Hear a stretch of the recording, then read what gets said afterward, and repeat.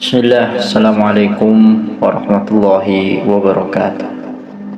Alhamdulillah, wassalatu wassalamu ala rasulillah wa ala alihi wa sahbihi wa man wala, amma ba'd.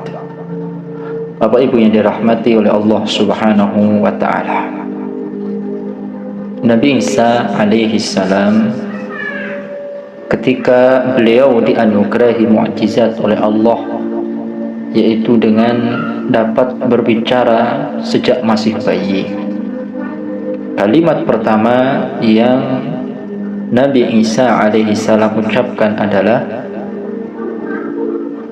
Qala inni abdullahi ataniyal kitaba waj'alani nabiyyah waj'alani mubarakan aynama kuntu wa awsani bis salati waz zakati ma dumtu hayya. Itu ketika Isa berkata, dan keadaannya waktu itu beliau berkata di hadapan kaumnya saat masih digendong oleh ibunya, Inni abdullahi ataniyal kitaba waj'alani nabiyyah. Sesungguhnya aku hamba Allah, kata Isa alaihissalam.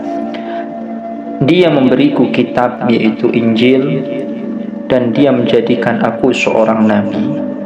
Waja'alani mubarakan aynama kuntu, dan dia menjadikan aku seseorang yang diberkahi dimanapun saja aku berada. Wa awsani bis shalah, dan memerintahkan kepadaku untuk mendirikan salat, waz zakah, menunaikan zakat, ma dumtu hayya, selama aku hidup.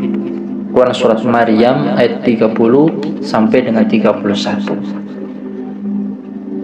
Dari ayat yang mulia ini, maka tergambar di sana apa yang dikatakan oleh Nabi Isa alaihi salam di hadapan kaumnya, yang dimana ketika beliau waktu itu masih bayi, masih digendong oleh ibunda Maryam alaihissalam. Maka para ahli tafsir Al-Quran menyebutkan makna kenapa Nabi Isa disifati penuh berkah dimanapun dia berada. Ini kembali pada dua makna. Yang pertama, kana mu'alliman lil khair, bahwasanya beliau itu selalu mengajarkan kebaikan dimanapun ia berada. Dalam setiap pertemuan yang dilakukan olehnya, pertemuan-pertemuan itu, majelis-majelis itu, beliau menyempatkan untuk menyebarkan ilmu dan nasihat kepada orang-orang di sekelilingnya. Makanya makna daripada penuh berkah dimanapun dia berada, karena mu'alliman lil khair, karena memang beliau mengajarkan kebaikan dimanapun beliau berada. Dan yang kedua maknanya adalah karena qadda'u lihawaijin nas, beliau senang membantu memenuhi kebutuhan orang lain. Jika Anda yang membutuhkan pertolongannya, bantuannya, beliau akan berusaha semampunya untuk menolong.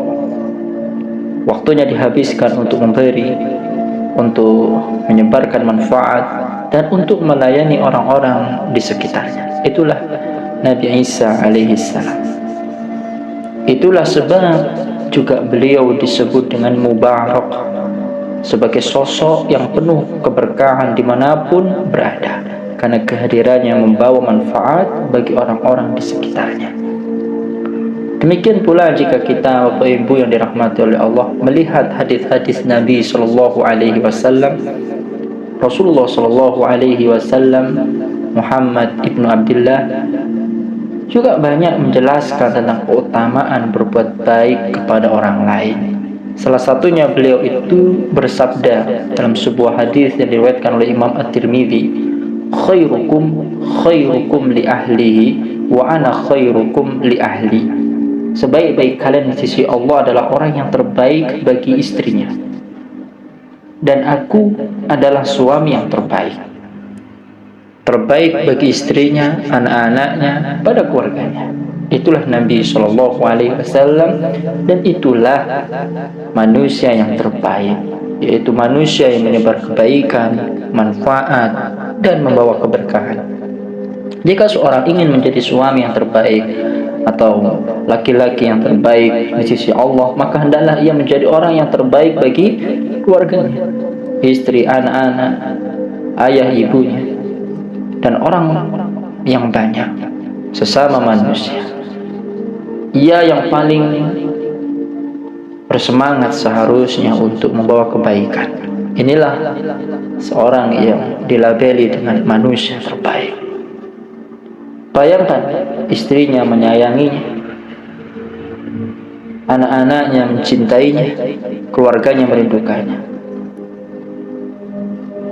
Orang yang terbaik ini adalah orang yang menyayangi istrinya juga, paling mudah memaafkannya jika istri dan anak salah di hadapannya, dan juga tidak pelit dalam memberi sesuatu pada istri dan anak-anak, peduli terhadap perasaan istri dan anak-anaknya, pada keluarganya, dan siap mendengarkan keluh kesahnya.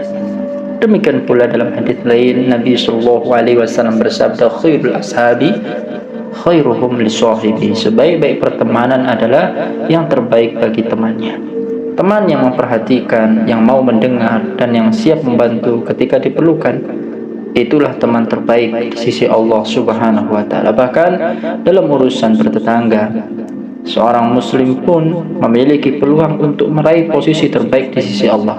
Nabi SAW bersabda, khairul jiran indallahi khairuhum li jarih. Sebaik-baik tetangga di sisi Allah adalah yang terbaik bagi tetangganya. Jika kita, Bapak Ibu yang dirahmati Allah, ingin meraih kedudukan terbaik di sisi Allah, maka berusahalah menjadi tetangga yang terbaik juga. Lihatlah diri kita, apakah kita sudah memperhatikan tetangga-tetangga kita? Sudahkah kita membagikan makanan kepada mereka? Sudahkah kita menjenguk ketika mereka sakit? Sudahkah kita menanyakan kabar dan keadaannya? Terlebih lagi jika di sekitar kita ada tetangga yang hidupnya susah, yang kekurangan, dan seterusnya. Pedulikanlah mereka, dan jadilah manusia yang terbaik di sisi Allah. Karena manusia yang terbaik di sisi Allah itulah yang akan meraih surga yang penuh dengan kenikmatan dan kemuliaan. Wallahu ta'ala a'lam bishawab. Naktafi bihadza. Assalamualaikum warahmatullahi wabarakatuh.